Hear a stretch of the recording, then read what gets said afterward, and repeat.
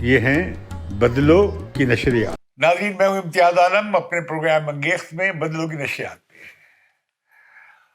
ہندوستان میں 5 ریاستوں کے انتخابات میں سے 4 ریاستوں میں سویپ کیا ہے بی جے پی نے، بھارتیہ جنتا پارٹی نے، وزیر اعظم مودی کی جماعت نے.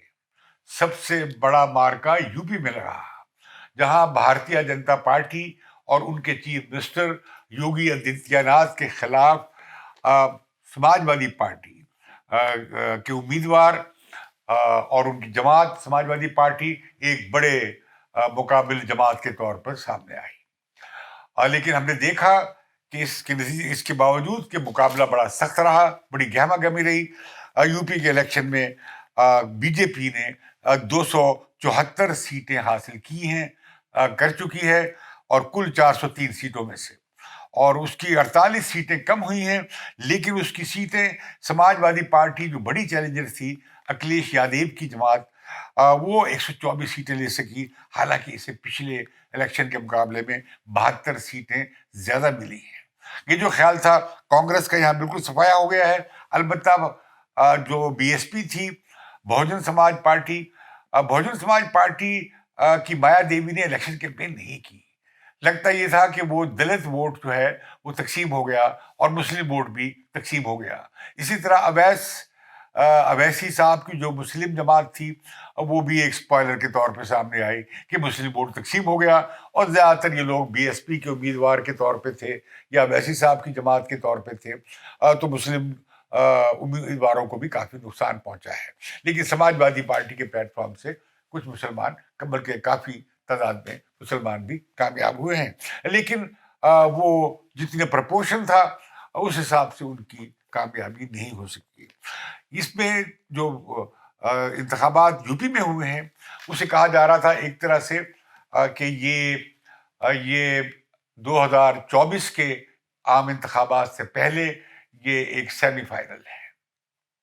میں آپ کو یاد دلا دوں کہ یہ 2014 میں مودی نے جب الیکشن لڑا وزیر اعظم کا اور عام انتخابات ہوئے، تو مودی کی جماعت نے، بھارتیہ جنتا پارٹی نے، اور خود مودی بنارس سے، میں وہ الیکشن کور کرنے گیا تھا، اور میں نے یہ کہا تھا اپنے بھارتی دوستوں کو کہ مودی سویپ کرے گا. اور 2014 میں انہوں نے یو پی کو سویپ کر لیا، جو آپ سب جانتے ہیں کہ ناردرن ہندوستان یعنی شمالی ہندوستان کی بلکہ ہندوستان کی سب سے بڑی ریاست ہے، جس کے 25 کروڑ آبادی ہے، یعنی پاکستان سے زیادہ آبادی ہے.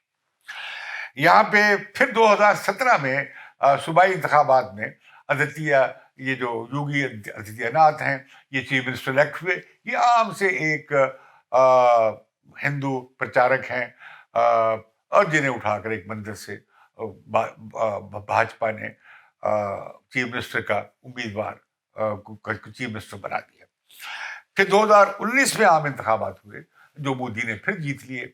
اس کے بعد پھر 2022 میں انتخابات ہوئے ہیں، جس میں آدتیہ ناتھ جو ہے، یوگی آدتیہ ناتھ دوبارہ سے چیف منسٹر بنے ہیں. یہ پہلی بار ہوا ہے 34 برس میں کہ کوئی بھی چیف منسٹر یو پی میں، اتر پردیش میں کامیاب ہوا ہو. اور مودی نے اپنے آج کے خطاب میں بھارت میں یہ اعلان کر دیا ہے کہ یہ اب 2024 کی فتح کا شادیانہ ابھی سے بچ گیا ہے. یہی ہے کہ ابھی سے اس کی ہم وہ اگلا مارکا 2024 میں جو عام انتخابات میں ہو رہا ہے، ہم نے جیت لیا ہے. یہاں لگتا یہ ہے کہ جو امید کی جا رہی تھی کہ جاتی کا فیکٹر جو ہے، جاتی واد جسے کہا جاتا ہے، وہ منڈل کمیشن کی قوتیں جنہیں کہا جاتا ہے، یعنی یہ چھوٹی جاتیوں کے لوگ بھاجپا کو شکست دے پائیں گے، ایک کاؤنٹر بیلنس کر سکیں گے. گو کہ سماج وادی پارٹی نے پچھلے کافی زیادہ سیٹیں لے لی ہیں، کوئی 72 سے زیادہ سیٹیں لی ہیں پچھلی دفعہ کے مقابلے میں، لیکن وہ اس کی سیٹیں آدھی سے بھی کم ہیں بی جے پی سے یو پی کے الیکشن میں. تو یہاں لگا یہ ہے کہ جو یہ خیال تھا کہ کسانوں کی تحریک کا اثر پڑے گا، جاٹ ووٹ کی اور یہ کسانوں کے ووٹ کی وجہ سے ویسٹرن یو پی میں وائپ آؤٹ ہو جائے گی بی جے پی، وہ نہیں ہوا. اسی طرح مسلم اکثریت اور دلت اکثریت کے علاقوں میں بھی ایس پی سماج وادی پارٹی آگے تو نہیں رہی ہے، لیکن یہ جو تھا علاقہ کے उत्तरा उत्तर उत्तरा यूपी जो है वहाँ पे कामयाबी होगी उन्हें, मेरा ख्याल है नहीं हुई। ओबीसी के इलाकों में भी नहीं हुई। तो एक तरह की जो कोलिशन बनाई थी ब्रॉडर हिंदुत्व के गिर्द, वो बीजेपी ने उसे रिटेन रखा है। उसमें गो के कुछ टूट फूट जरूर हुई है। फिर ये बात कि इस दफा यकीनन भाजपा का जो एजेंडा है हिंदू हिंदू राष्ट्र का, वो उतनी शिद्दत से नहीं आया। लेकिन ये जो 80-20 की तकसीम की बात है, उन्होंने फिरका वाराना लाइन जो है वो इसमें जरूर ली है। पाकिस्तान का भी जिक्र आया, जिना का जिक्र भी आया, औरंगजेब का भी जिक्र आया, और फिर पर्दे की कंट्रोवर्सी भी उभरी। इस सब को बीजेपी ने इस्तेमाल किया। लेकिन जो बात समाजवादी पार्टी के खिलाफ गई है वो है जातिवाद, यानी खानदानी पार्टियों की सियासत। क्योंकि जो ये जो ये जो पार्टी है समाजवादी पार्टी, वो भी एक परिवार की पार्टी है। कांग्रेस भी परिवार की पार्टी है, जिसे सिर्फ 2 सीटें मिली हैं यूपी में 403 के हाउस में। फिर ये कि भ्रष्टाचार, यानी जो गुंडागर्दी है, बदमाशी है, जो कि समाजवादी पार्टी के पीरियड में काफी होती रही उनकी हुकूमत के जमाने में, उसके खिलाफ बड़ा सख्त स्टैंड लिया था। और फिर ये कि आपको मालूम नहीं है कि जो मोदी हैं वो तरक्की के एजेंडे के साथ साथ सबका विकास, सबके साथ के नारे के साथ साथ हिंदू राष्ट्र का नारा भी लगाते हैं, राजराम का नारा भी लगाते हैं, और हिंदुस्तान को एक हिंदू राष्ट्र बनाने का रास्ता भी ले रहे हैं। लेकिन साथ ही उन्होंने गरीबों के लिए बहुत सारे रिफाई काम किए। 10 किलो अनाज हर घर में एक महीने में एक बार नहीं, 2-2 बार गया है।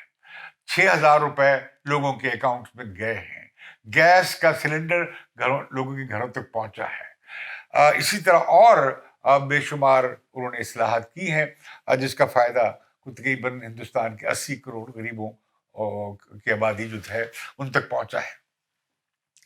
तो ये भी उनके लगता है कि काम आया है, इसके बावजूद कि बेरोजगारी का और महंगाई का मुद्दा काफी था। वो काफी उस पर मुश्किल भी बैकफुट पे भी गई भारतीय जनता पार्टी।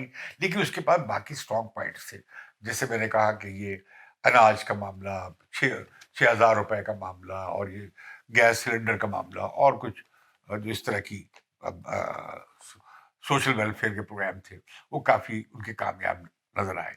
और इसमें किसानों की तहरीक से जो मनफी असरात हुए थे, उससे नुकसान तो हुआ, और समाजवादी पार्टी को कुछ सीटें ज्यादा मिल गई, लेकिन उससे वाइप आउट नहीं हुई जिस तरह का वो किसान युद्ध चला था 1 साल से ज्यादा। दूसरा ये कि जो काल जिसे कहा जाता है, ये जो कोविड का जमाना था, उसमें जो इब्तला हिंदुस्तान में आई, लगता ये है कि उसका शौक भी भारतीय जनता पार्टी एब्जॉर्ब कर सकी। सिर्फ यूपी के इलेक्शन में कामयाबी हासिल नहीं की है भारतीय जनता पार्टी ने, इन्होंने उत्तराखंड में भी ये दूसरी बार कामयाब हो गए हैं, और इन्होंने बीजेपी ने 70 सीटों में से 48 सीटें हासिल की हैं, और कांग्रेस को सिर्फ 18 सीटें मिली हैं, और इनकी 35 सीटें कम हुई हैं।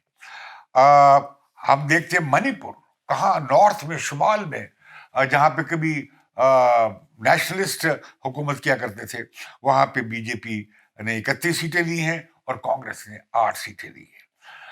इसी तरह गोवा में, जो कि एक बिल्कुल समुद्र के इलाके में एक दूसरी साइड पे वाक़या है, वहां पे बीजेपी ने 20 सीटें हासिल की हैं 40 में से, और कांग्रेस ने 12 सीटें ली हैं। इसकी 8 सीटें कम हुई हैं, जबकि बीजेपी की पिछले इलेक्शन के मुकाबले में 7 सीटें बढ़ी हैं। इसी तरह हम देखते हैं कि, लेकिन सबसे अजीब और बड़ा वाक़या हुआ है, आम आदमी पार्टी जिसकी की हुकूमत है दिल्ली में, वो पंजाब में स्वीप कर गई है। पंजाब में आम आदमी पार्टी जो है उसने 92 सीटें ली हैं 117 में से। इस तरह से लैंडस्लाइड विक्ट्री मिली है केजरीवाल की पार्टी को, आम आदमी पार्टी को, और जिसके लीडर एक गैर पंजाबी हिंदू हैं, सिख भी नहीं है। और यहाँ पे कांग्रेस को तकसीम हो गई थी अमरिंदर सिंह के दरमियान की अलहदगी की वजह से, कैप्टन अमरिंदर सिंह की वजह से, और डिवाइड हो गई थी, और उसने पिछले इलेक्शन के मुकाबले में 59 सीटें कम ली हैं। कांग्रेस को सिर्फ 18 सीट मिली हैं, और अकाली दल का तो बहुत बुरा हाल हुआ है, اس کے پاس صرف 4 سیٹیں رہ گئی ہیں اور ان کے لیڈر بھی یہ الیکشن ہار گئے ہیں. اس طرح کانگریس کے بڑے بڑے نیتا بھی یہ الیکشن ہار گئے ہیں اور عام آدمی پارٹی بڑی بھاری اکثریت سے پنجاب میں اب حکومت بنائے گی. عام آدمی پارٹی کے لیڈر کیجریوال کو اس سے بڑی بوسٹ ملا ہے اور وہ بھی ایک چیلنجر کے طور پہ سامنے آ سکتے ہیں. جس طرح آپ دیکھتے ہیں مغربی بنگال کی میں ہم کی لیڈرشپ کی صورت میں دیکھتے ہیں جو وہاں کی چیف منسٹر ہیں جو چیلنج کرتی رہی ہیں مودی کی لیڈرشپ کو. لیکن بھارت میں قومی سطح پہ کوئی متبادل سیکولر جمہوری متبادل پروگریسو متبادل ابھر کے نہیں آ رہا. کامسٹ پارٹیز بحران کا شکار ہیں, پیچھے کی طرف چلی گئی ہیں. سوشلسٹ پارٹیز بھی پیچھے کی طرف چلی گئی ہیں اور ریجنل پارٹیز ابھر کے آ رہی ہیں جو چیلنج کر رہی ہیں, لیکن ان کے پاس متبادل آلٹرنیٹیو ایجنڈا نیشنل سطح پہ نہیں ہے. تو لہٰذا اپوزیشن کو بہت بڑا دھچکا لگا ہے اس وقت ہندوستان کے ان 5 ریاستوں کے انتخابات میں, خاص طور پر 4 اسٹیٹس میں انتخابات کے بعد, اور اس سے یقیناً بڑی ٹھوس اور مضبوط بنیاد مل گئی ہے بھارتیہ جنتا پارٹی کو اگلے الیکشن کے لیے جو کہ 2024 میں ہونے ہیں. مجھے لگتا یہ ہے کہ پاکستان کو مودی کی وزارت عظمیٰ کا سامنا 2029 تک رہے گا. لہٰذا اب اگر پاکستان اور ہندوستان کے درمیان اگر کوئی تعلقات کے لیے کو نارملائز کرنے کے لیے اور معاملات کو سدھارنے کے لیے اور دیرینہ جو اختلافات ہیں اور کانفلکٹس ہیں ان کے اس کشمیر کے مسئلے سمیت, تو اس کے لیے بات چیت کے راستے کے لیے اگر ہمیں کوئی پارٹنر ملے گا تو وہ ہمیں 2029 تک غالباً ہمیں کوئی طریقہ نکالنا پڑے گا کہ کس طرح ہم بھاجپا کے ساتھ یا بھارتیہ جنتا پارٹی کے ساتھ ڈپلومیٹک تعلقات کے حوالے سے یا ہندوستان اور پاکستان کے درمیان تعلقات کو نارملائز کرنے کے لیے یا مسائل کے حل کے لیے انہی کے ساتھ ہمیں کام کرنے کی کوئی راستہ نکالنا پڑے گا. اس تجزیے کے ساتھ ہی میں آپ سے اجازت چاہتا ہوں, اور ہمیں بھارت کی جمہوریت سے سیکھنے کو بھی بڑا ملتا ہے, خاص طور پہ سبق بھی اچھے ملتے ہیں, اور ساتھ یہ بھی ہے کہ بھارت کی جمہوریت میں جو میجورٹیرینزم ہے یا جو ہندوتوا کا فیکٹر ہے, اسے ہم کیسے ٹیکل کریں اور اسے خود وہاں کی جو جمہوری قوتیں ہیں وہ اس کا سامنا کیسے کریں. انہیں کوئی راستہ نکالنا پڑے گا. اس کا جواب سافٹ ہارڈ ہندوتوا کے مقابلے میں سافٹ ہندوتوا نہیں ہے. اس کے مقابلے میں کلیئر سیکولر جمہوری ترقی پسند عوامی ایک پلیٹ فارم کی ضرورت ہے. لیکن مجھے شک ہے کہ کانگریس کی لیڈرشپ یا جو اس کی جو موجودہ قیادت ہے گاندھی خاندان کی, وہ کوئی مودی کے لیے بڑا چیلنج ثابت ہوگی.